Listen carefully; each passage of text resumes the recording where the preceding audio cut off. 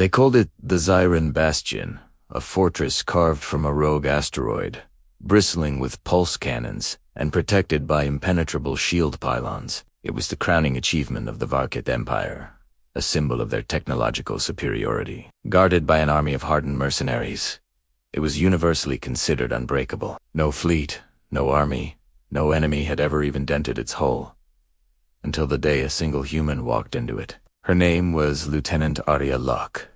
She wasn't a general or an admiral. She was a specialist from a backwater planet, Cold Earth, a place other species whispered about, calling it a death world. Her specialty impossibly means she didn't arrive with a grand fleet, its cannons blazing in a show of force. She didn't have a squadron of elite commandos providing backup. She came alone. Why? Because deep within the cold, metallic heart of Zyron Bastion, a group of innocent alien civilians were trapped. Men, women, and even children, held as bargaining chips in a cold, ruthless game of galactic politics. Every major power in the galaxy had received the distress call, and every single one had refused to intervene, terrified of provoking the Varkith Empire. Every species, except for the humans. The moment Aria's small, unassuming dropship touched down on the outer landing rings, the fortress erupted. Alarms, blare, their synthetic screams echoing through the metallic corridors. A cold, synthesized voice announced across the entire station, unidentified life form detected. Species, human. Threat level, extreme. Strapped into her pilot seat, Aria heard the alert. A small, wry smile touched her lips. She rolled her eyes. Good, she muttered to herself as she unbuckled. At least they know who they're dealing with. The docking bay doors hissed open. A squad of heavily armed mercenaries, clad in combat armor, rushed the platform, their plasma rifles already spitting searing bolts of energy. They expected to overwhelm a single intruder with sheer firepower. They expected fear. They got Aria Locke. She didn't hesitate. She burst from the dropship's ramp like a blur, an explosion of controlled chaos. The mercenaries' shots went wide as she weaved and slid, a phantom moving between streaks of deadly plasma. She moved with an explosive speed and agility that seemed to defy physics, a weapon forged from pure adrenaline and honed by the harsh gravity of her homeworld. With a single fluid spin, she disarmed the first guard, his rifle clattering uselessly to the floor. Before the second could even react, she was on him, slamming him into a reinforced bulkhead with such force that the metal dented inward. Using his stunned body as a shield, she absorbed a volley of incoming fire, then shoved him into his comrades, sending them stumbling. In the main command center, the fortress commander watched the security feeds, his face pale, his hands trembling. He couldn't comprehend what he was seeing. What sort of creature fights like this? He stammered. Beside him, his tactical advisor whispered, his voice filled with a mixture of awe and terror. Sir, that's no creature. She's from Earth. Navigating the fortress was like trying to solve a three-dimensional maze designed by a madman. Corridors twisted back on themselves, turrets popped from hidden panels, and energy barriers flickered to life without warning. For Aria, it was just another day at the office. She moved with purpose, a predator in a steel jungle, bypassing security systems and neutralizing patrols with brutal efficiency. Finally, deep within the labyrinthine lower levels, she found them. The prisoners. They were huddled in a dimly lit cargo hold, weak, injured, and their eyes wide with terror. They were from a dozen different species, a sad collection of the Varkith's cruelty. A tiny driven child, no taller than Aria's knee, bravely stepped forward and tugged on her armored glove. His large, dark eyes looked up at her, filled with a fragile hope. You came alone. For all of us. Aria's expression soft. She knelt down, bringing herself to his level. The hard lines of the soldier faded for just a moment. Nobody gets left behind, she said, her voice gentle but firm. Not on my watch.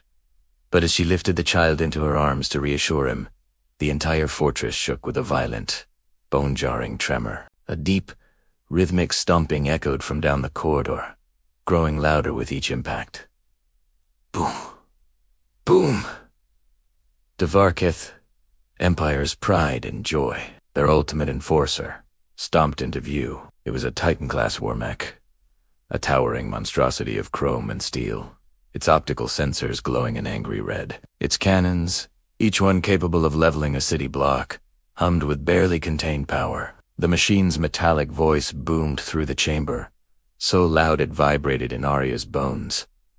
Human, surrender the hostages. Aria gently placed the driven child behind a large piece of solid cover, shielding him with her own body. She gave him a quick, reassuring look, then stood to her full height. She faced the mechanical giant that towered over her, a lone figure against a walking battleship. Slowly, deliberately, she cracked her neck.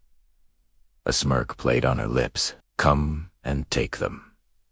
The fight of the century had begun. The mech didn't waste time with warnings. It fired a torrent of superheated plasma, a wave of incandescent energy that vaporized the spot where Aria had been standing. But she was already gone. Sedobe Asi, they're rolling through the air and landing in a crouch. Even before her feet were set, she threw a high-yield shock grenade. It slid perfectly under the mech's massive legs and detonated in a flash of blue-white light. The electromagnetic blast staggered the metal giant. It stumbled back a step. Its systems momentarily scrambled, but its combat protocols were too advanced. It steadied itself and swung a massive metal arm, a battering ram of solid alloy, straight at her. Aria ducked under the blow. The punch missed her by inches and smashed through an entire wall behind her, sending shattered metal and concrete flying. She saw her opening. Before the mech could retract its arm, she leaped onto it, her magnetic boots gripping the surface. She sprinted up its arm as if it were a staircase, dodging automated defense turrets that popped from its chassis. Reaching its shoulder, she jammed a specialized electromagnetic spike deep into a junction near its core. Electricity surged through the mech's frame. It let out a deafening, metallic roar of synthetic pain and fury. It began to spin wildly, trying to shake the human pest from its body. But Aria held on, a rodeo rider on a bucking mountain of steel. She ripped out a coolant line, showering herself in harmless vapor. Then another, this time sending a shower of explosive sparks erupting around her. With the machine thrashing and its systems failing, she took one final, daring leap, launching herself toward its head. With all her strength, she smashed her armored boot straight through the mech's main optical visor. There was a final, agonizing groan of dying metal, and the giant crashed to the floor, shaking the entire level. Then, silence. The prisoners, who had been watching from their cover, stared incomplete. Uther disbelieve. An armored human had just defeated a military-grade war mech with her bare hands. Aria landed lightly on the ground, dusting off her gloves as if she'd just finished some routine maintenance. She looked over at the stunned crowd. "All right," she said. "Who's next?" The fortress was dying around them. With the Titan mech destroyed, its power core had gone critical, triggering a station-wide meltdown. Red lights flashed, alarms, blare, and the structure groaned as it began to tear itself apart. Aria didn't panic. She gathered the terrified civilians, her voice a calm, commanding presence in the chaos. Their escape path was a gauntlet. Corridors collapsed, fires raged, and the remaining Varkaith mercenaries, desperate and furious, lined the route to the evacuation deck. But Aria moved like a storm. She was a shield, a sword, and a guide, all in one. She disabled automated cannons with precise shots, broke through enemy armor with calculated strikes, and positioned herself to block any fire aimed at the civilians. All the while, she led the alien children by the hand, her grip a steady, unbreakable promise. When they finally burst onto the evacuation deck and scrambled aboard her dropship, an alien elder, his species known for their stoicism, turned to air. He bowed his head deeply, a gesture of profound respect. "Human, you fought an empire alone. For us. Why?" Aria offered a small, tired, but genuine smile. She looked at the faces of the people she had saved, the families she had because someone had too. Minutes later, As her dropship sped away into the blackness of space, the Zyron Bastion exploded behind them. The unbreakable fortress, the mighty symbol of the Varkath Empire, was reduced to a brilliant, silent flash of light, utterly destroyed by a single Deathworlder.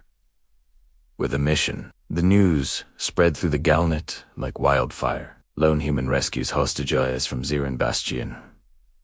Varkath Empire humiliated by single soldier. Deathworld courage shocks the galaxy. Holoscreens on thousands of worlds, from the core systems to the outer rim, showed the footage of the exploding fortress. And across the galaxy, a new legend was born. A truth that would be whispered in military academies and told as a bedtime story to alien children for generations to come. You, Dante, ask humans if something is possible. They just make it happen. Thanks for watching. If you enjoyed this story, don't forget to like, subscribe, and hit that notification bell for more tailies from across the galaxy.